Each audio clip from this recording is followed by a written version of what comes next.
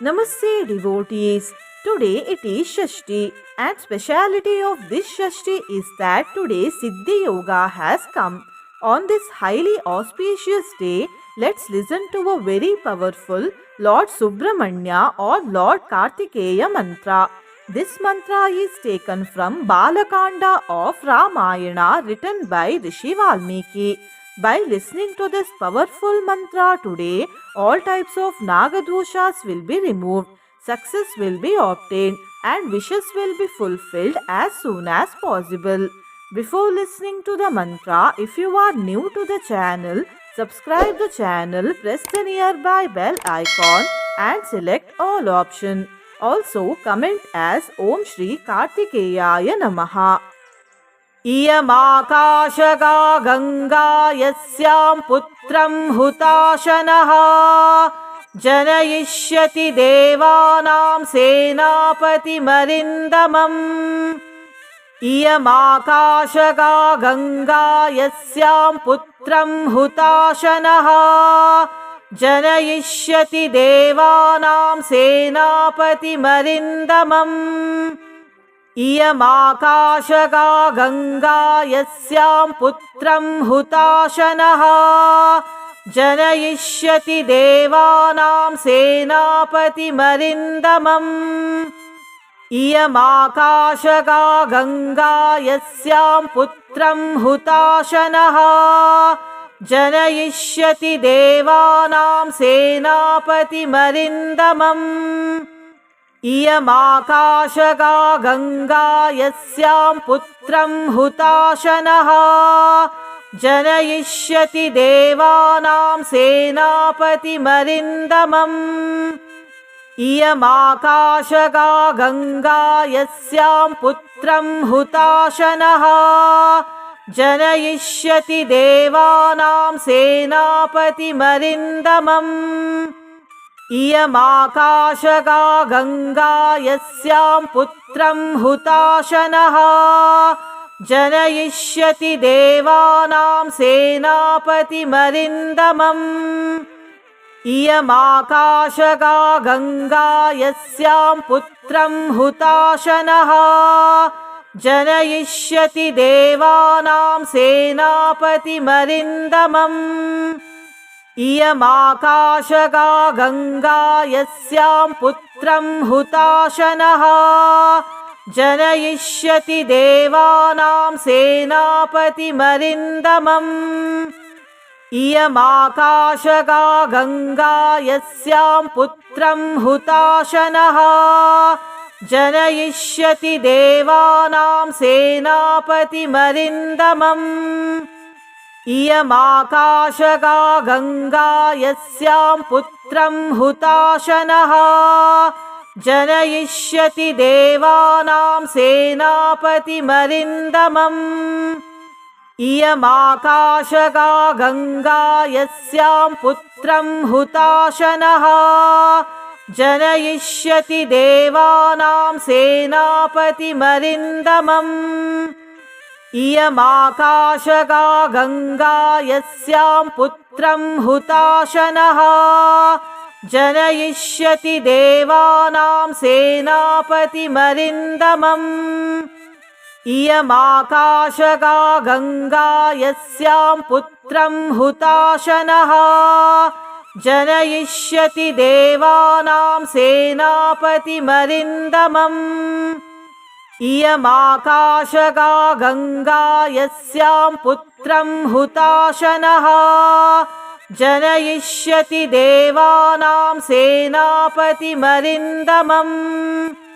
इयमाकाशगा गङ्गा यस्यां पुत्रं हुताशनः जनयिष्यति देवानां सेनापतिमरिन्दमम् इयमाकाशगा गङ्गा यस्यां पुत्रं हुताशनः जनयिष्यति देवानां सेनापतिमरिन्दमम् इयमाकाशगा गङ्गा यस्यां पुत्रं हुताशनः जनयिष्यति देवानां सेनापतिमरिन्दमम् इयमाकाशगा गङ्गा यस्यां पुत्रं हुताशनः जनयिष्यति देवानां सेनापतिमरिन्दमम् इयमाकाशगा गङ्गा यस्यां पुत्रं हुताशनः जनयिष्यति देवानां सेनापतिमरिन्दमम् इयमाकाशगा गङ्गा यस्यां पुत्रं हुताशनः जनयिष्यति देवानां सेनापतिमरिन्दमम् इयमाकाशगा गङ्गा यस्यां पुत्रं हुताशनः जनयिष्यति देवानां सेनापतिमरिन्दमम् इयमाकाशगा गङ्गा यस्यां पुत्रं हुताशनः जनयिष्यति देवानां सेनापतिमरिन्दमम् इयमाकाशगा गङ्गा यस्यां पुत्रं हुताशनः जनयिष्यति देवानां सेनापतिमरिन्दमम् इयमाकाशगा गङ्गा यस्यां पुत्रं हुताशनः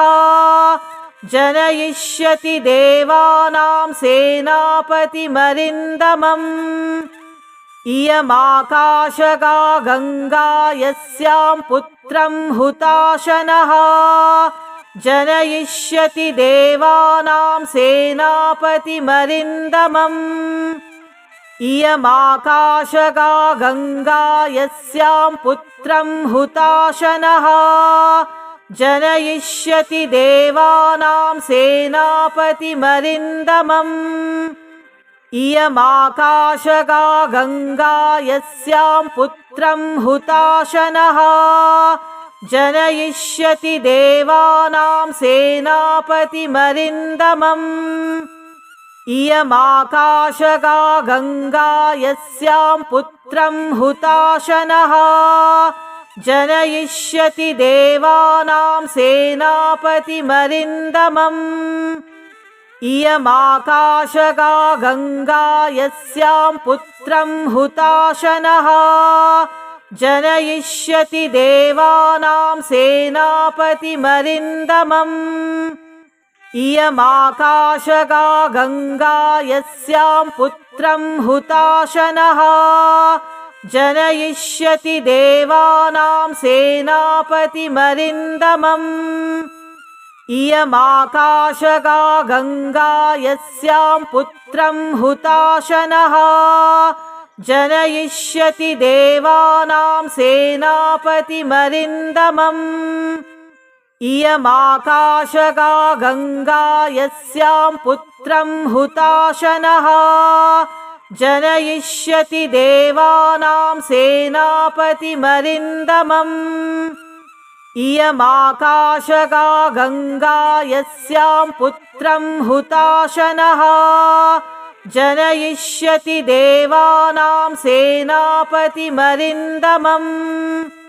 इयमाकाशगा गङ्गा यस्यां पुत्रं हुताशनः जनयिष्यति देवानां सेनापतिमरिन्दमम् इयमाकाशगा गङ्गा यस्यां पुत्रं हुताशनः जनयिष्यति देवानां सेनापतिमरिन्दमम् इयमाकाशगा गङ्गा यस्यां पुत्रं हुताशनः जनयिष्यति देवानां सेनापतिमरिन्दमम् इयमाकाशगा गङ्गा यस्यां पुत्रं हुताशनः जनयिष्यति देवानां सेनापतिमरिन्दमम् इयमाकाशगा गङ्गा यस्यां पुत्रं हुताशनः जनयिष्यति देवानां सेनापतिमरिन्दमम् इयमाकाशगा गङ्गा यस्यां पुत्रं हुताशनः जनयिष्यति देवानां सेनापतिमरिन्दमम् इयमाकाशगा गङ्गा यस्यां पुत्रं हुताशनः जनयिष्यति देवानां सेनापतिमरिन्दमम् इयमाकाशगा गङ्गा यस्यां पुत्रं हुताशनः जनयिष्यति देवानां सेनापतिमरिन्दमम् इयमाकाशगा गङ्गा यस्यां पुत्रं हुताशनः जनयिष्यति देवानां सेनापतिमरिन्दमम् इयमाकाशगा गङ्गा यस्यां पुत्रं हुताशनः जनयिष्यति देवानां सेनापतिमरिन्दमम् इयमाकाशगा गङ्गा यस्यां पुत्रं हुताशनः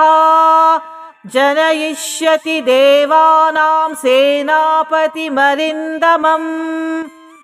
इयमाकाशगा गङ्गा यस्यां पुत्रं हुताशनः जनयिष्यति देवानां सेनापतिमरिन्दमम् इयमाकाशगा गङ्गा यस्यां पुत्रं हुताशनः जनयिष्यति देवानां सेनापतिमरिन्दमम् इयमाकाशगा गङ्गा यस्यां पुत्रं हुताशनः जनयिष्यति देवानां सेनापतिमरिन्दमम् इयमाकाशगा गङ्गा यस्यां पुत्रं हुताशनः जनयिष्यति देवानां सेनापतिमरिन्दमम् इयमाकाशगा गङ्गा यस्यां पुत्रं हुताशनः जनयिष्यति देवानां सेनापतिमरिन्दमम् इयमाकाशगा गङ्गा यस्यां पुत्रं हुताशनः जनयिष्यति देवानां सेनापतिमरिन्दमम् इयमाकाशगा गङ्गा यस्यां पुत्रं हुताशनः जनयिष्यति देवानां सेनापतिमरिन्दमम् इयमाकाशगा गङ्गा यस्यां पुत्रं हुताशनः जनयिष्यति देवानां सेनापतिमरिन्दमम् इयमाकाशगा गङ्गा यस्यां पुत्रं हुताशनः जनयिष्यति देवानां सेनापतिमरिन्दमम् इयमाकाशगा गङ्गा यस्यां पुत्रं हुताशनः जनयिष्यति देवानां सेनापतिमरिन्दमम् इयमाकाशगा गङ्गा यस्यां पुत्रं हुताशनः जनयिष्यति देवानां सेनापतिमरिन्दमम् इयमाकाशगा गङ्गा यस्यां पुत्रं हुताशनः जनयिष्यति देवानां सेनापतिमरिन्दमम् इयमाकाशगा गङ्गा यस्यां पुत्रं हुताशनः जनयिष्यति देवानां सेनापतिमरिन्दमम् इयमाकाशगा गङ्गा यस्यां पुत्रं हुताशनः जनयिष्यति देवानां सेनापतिमरिन्दमम् इयमाकाशगा गङ्गा यस्यां पुत्रं हुताशनः जनयिष्यति देवानां सेनापतिमरिन्दमम् इयमाकाशगा गङ्गा यस्यां पुत्रं हुताशनः जनयिष्यति देवानां सेनापतिमरिन्दमम् इयमाकाशगा गङ्गा यस्यां पुत्रं हुताशनः जनयिष्यति देवानां सेनापतिमरिन्दमम् इयमाकाशगा गङ्गा यस्यां पुत्रं हुताशनः जनयिष्यति देवानां सेनापतिमरिन्दमम् इयमाकाशगा गङ्गा यस्यां पुत्रं हुताशनः जनयिष्यति देवानां सेनापतिमरिन्दमम् इयमाकाशगा गङ्गा यस्यां पुत्रं हुताशनः जनयिष्यति देवानां सेनापतिमरिन्दमम् इयमाकाशगा गङ्गा यस्यां पुत्रं हुताशनः जनयिष्यति देवानां सेनापतिमरिन्दमम् इयमाकाशगा गङ्गा यस्यां पुत्रं हुताशनः जनयिष्यति देवानां सेनापतिमरिन्दमम्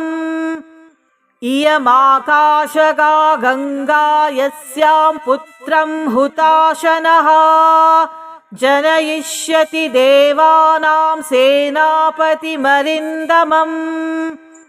इयमाकाशगा गङ्गा यस्यां पुत्रं हुताशनः जनयिष्यति देवानां सेनापतिमरिन्दमम् इयमाकाशगा गङ्गा यस्यां पुत्रं हुताशनः जनयिष्यति देवानां सेनापतिमरिन्दमम् इयमाकाशगा गङ्गा यस्यां पुत्रं हुताशनः जनयिष्यति देवानां सेनापतिमरिन्दमम् इयमाकाशगा गङ्गा यस्यां पुत्रं हुताशनः जनयिष्यति देवानां सेनापतिमरिन्दमम् इयमाकाशगा गङ्गा यस्यां पुत्रं हुताशनः जनयिष्यति देवानां सेनापतिमरिन्दमम् इयमाकाशगा गङ्गा यस्यां पुत्रं हुताशनः जनयिष्यति देवानां सेनापतिमरिन्दमम् इयमाकाशगा गङ्गा यस्यां पुत्रं हुताशनः जनयिष्यति देवानां सेनापतिमरिन्दमम् इयमाकाशगा गङ्गा यस्यां पुत्रं हुताशनः जनयिष्यति देवानां सेनापतिमरिन्दमम् इयमाकाशगा गङ्गा यस्यां पुत्रं हुताशनः जनयिष्यति देवानां सेनापतिमरिन्दमम् इयमाकाशगा गङ्गा यस्यां पुत्रं हुताशनः जनयिष्यति देवानां सेनापतिमरिन्दमम् इयमाकाशगा गङ्गा यस्यां पुत्रं हुताशनः जनयिष्यति देवानां सेनापतिमरिन्दमम् इयमाकाशगा गङ्गा यस्यां पुत्रं हुताशनः जनयिष्यति देवानां सेनापतिमरिन्दमम् इयमाकाशगा गङ्गा यस्यां पुत्रं हुताशनः जनयिष्यति देवानां सेनापतिमरिन्दमम् इयमाकाशगा गङ्गा यस्यां पुत्रं हुताशनः जनयिष्यति देवानां सेनापतिमरिन्दमम् इयमाकाशगा गङ्गा यस्यां पुत्रं हुताशनः जनयिष्यति देवानां सेनापतिमरिन्दमम् इयमाकाशगा गङ्गा यस्यां पुत्रं हुताशनः जनयिष्यति देवानां सेनापतिमरिन्दमम् इयमाकाशगा गङ्गा यस्यां पुत्रं हुताशनः जनयिष्यति देवानां सेनापतिमरिन्दमम् इयमाकाशगा गङ्गा यस्यां पुत्रं हुताशनः जनयिष्यति देवानां सेनापतिमरिन्दमम् इयमाकाशगा गङ्गा यस्यां पुत्रं हुताशनः जनयिष्यति देवानां सेनापतिमरिन्दमम् इयमाकाशगा गङ्गा यस्यां पुत्रं हुताशनः जनयिष्यति देवानां सेनापतिमरिन्दमम् इयमाकाशगा गङ्गा यस्यां पुत्रं हुताशनः जनयिष्यति देवानां सेनापतिमरिन्दमम्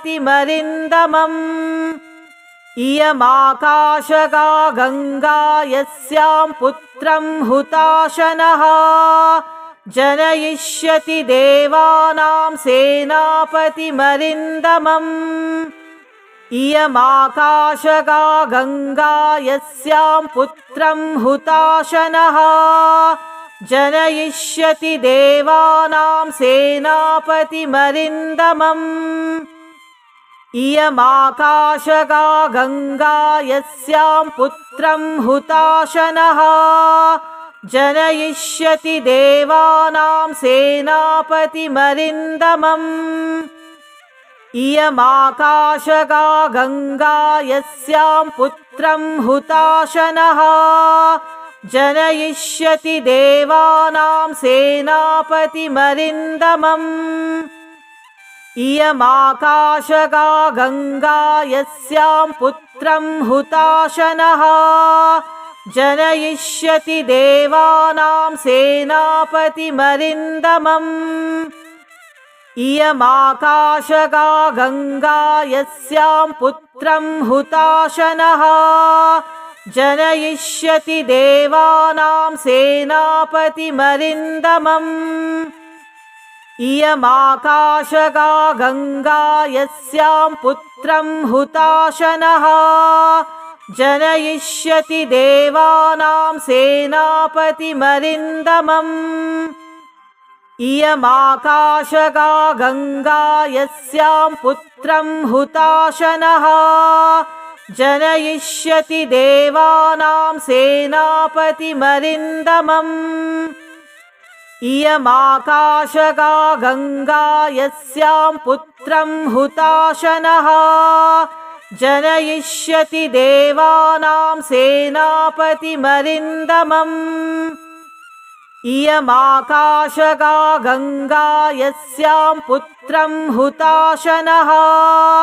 जनयिष्यति देवानां सेनापतिमरिन्दमम् इयमाकाशगा गङ्गा यस्यां पुत्रं हुताशनः जनयिष्यति देवानां सेनापतिमरिन्दमम् इयमाकाशगा गङ्गा यस्यां पुत्रं हुताशनः जनयिष्यति देवानां सेनापतिमरिन्दमम् इयमाकाशगा गङ्गा यस्यां पुत्रं हुताशनः जनयिष्यति देवानां सेनापतिमरिन्दमम् इयमाकाशगा गङ्गा यस्यां पुत्रं हुताशनः जनयिष्यति देवानां सेनापतिमरिन्दमम्